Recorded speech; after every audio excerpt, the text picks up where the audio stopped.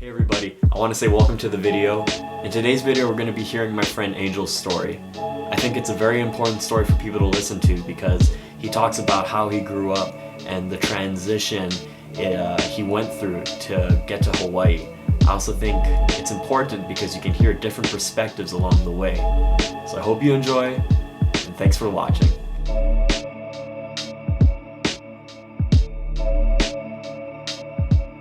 Originally, I'm from Philadelphia, Pennsylvania. I was born and raised in the hood, honestly. Yeah. Really bad neighborhood, shootings every day,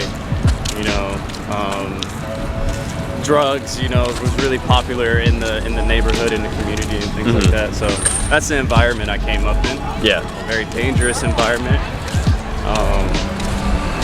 And then, yeah, it all changed when my brother joined the military.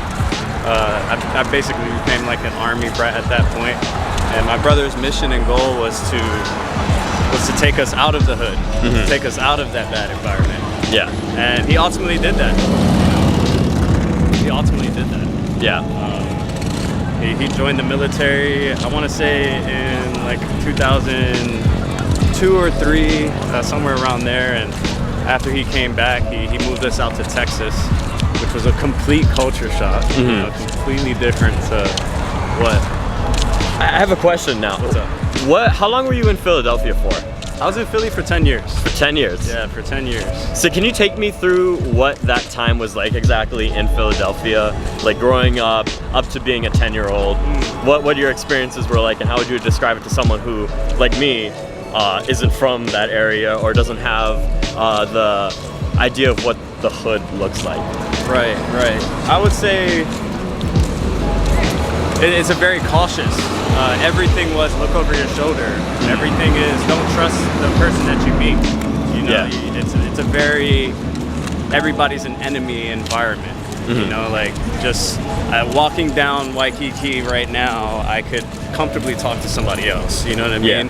In Philadelphia, it's not like that. If you look at somebody the wrong way, if you look at somebody too long, they're wondering why, or they're quick to pull a gun, things like that. So my mom was very active in terms of teaching us what was out there. You know what I mean? Like, hey, these are the dangers of where we live at. Yeah. And just because my mom was a previous addict as well, she knew a lot about the streets. She came from the streets. So a lot of her street knowledge was passed down to me at a very young age. Yeah.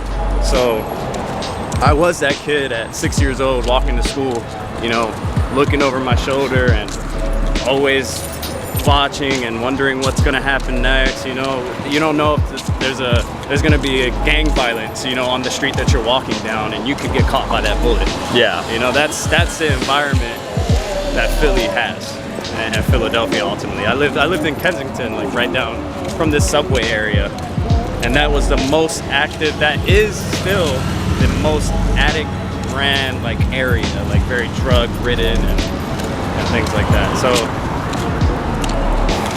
it was a lot of just being scared. You're scared. Yeah. You're scared a lot, And then the moment you forget, something happens. The moment you forget, a child dies. Yeah. And it's all over the news. And it's just that's the life. That's life there in the city. But there's positive things.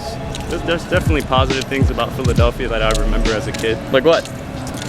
We got Penn's Landing. There's so much history there. So much history in Philadelphia. A lot of bad history in terms of slavery and things of that nature. But a lot of rich history. You can learn a lot just by walking down South Street, down there. Yeah. Very rich in history. I see. So moving from Philadelphia then to Texas, you said after. Yeah. How does that translate from one place to the other? Man, it was like taking a city boy and placing him super in the middle of the country. Yeah. We moved to Killeen, Texas, which is the station there is Fort Hood, Fort Hood, Texas. It's the biggest army installation in America, I believe, and it was completely different. People were friendly, There was accents. I discovered accents. Accents was a thing, and I sounded weird as a kid there, you know, to other kids there. It was a culture shock for sure, but I knew that my family was going to be in a better place as a kid. You know, like, and it definitely it was comfortable. It was a comfortable environment. And the education was better. You know, the teachers were better. Yeah. They actually wanted to teach us and guide us. Yeah. Instead of just being like, okay, we're just, you know, in Philadelphia, it's like, oh, you're just another bad kid coming up in the hood. Yeah. So then, after you're in Texas, where do you go then? After Texas, so we spent about, I want to say, 5 years in Texas. My brother got orders to Hawaii, and it was like, what? You know, no Philly kid. He was taking all of us, my brother, or my sister, me, his 3 kids, his wife. You know, we were all gonna move to Hawaii, and it was just like a dream. It's from literally rags to riches. Yeah. You know, we were still poor in Philadelphia. We were pretty poor in Texas, but we were going to Hawaii. You know what I mean? Can you explain that to the people who live in Hawaii and see this every day, experience this every day? This is their life. Because growing up here, when people would say, "Oh my gosh, you live in Hawaii, like that must be so nice," I go, "What do you mean? Like, I live here, you know?" Yeah. So for someone who isn't from here, what is that like? This is paradise, man. Yeah. You know, I can come, like, there's no gunshots happening. You know, I wouldn't say there's zero drug activity, but there's a lot less drug activity. And there's really not that much gang activity out here, you know? So, like, you don't have to worry about the dangers, 1. And 2, I get to look at the ocean every single day. When it was, like, in Philly, it was a smoggy, dirty, you know, city. Yeah. It's a very dirty environment everywhere, you know? So it's a complete, like I said, it was a culture shock to go to Texas, but then to go from the country Texas, which is beautiful in itself, and to come to an even greater, you know, place, like it was just out of this world. You know, it was like we became celebrities to family back home because that's just unheard of in the hood. Yeah. For you to be in, oh, you guys are in Hawaii? That's only seen on TV there. Yeah. You know, so now that's a really interesting answer. And I guess coming from my own perspective, it makes you appreciate where you are from when you hear someone else's perspective on where you live, and it speaks so high to it, right? Yeah, but my mom always said, never forget where you came from. Yeah. You know, and every single day I think about how bad it could be. And I'm here in a beautiful place, in a safe environment, still to this day. You know, it's like discovering the world. Yeah. Which kids in Philadelphia don't get to. They die by 16. How old were you when you got to here? I got here when I was,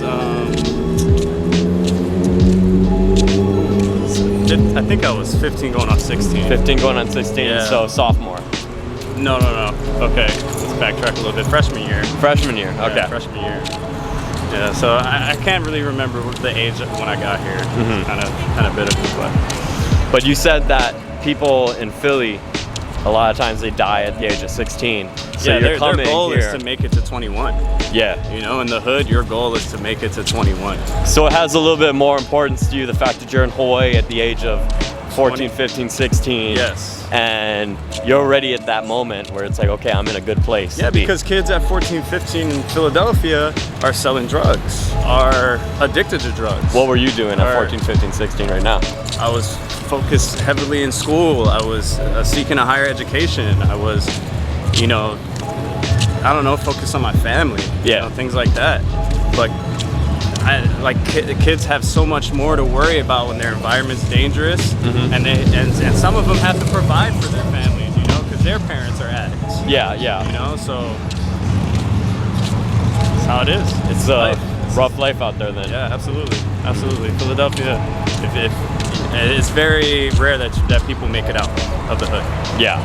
And I'd say that's equivalent to California, you know, the rough areas in California, the rough areas in New York, you know, New York's a big one too. Kids normally don't make it out of the hood. They don't. They really don't. A lot of deaths. And So, what's the mentality of someone who does make it out? you think of rappers like Meek Mill. You think of comedians like Kevin Hart. You know, these people, these are like some of my mentors. They're from Philadelphia, born and raised. Yeah. You know, but they made it out, and they're helping, and they're inspiring others. It's a very Will Smith. Yeah. You know what I'm saying? These are people that know what Philly is about, but they made it, and they still wanted to help their people. You know, hey, I see.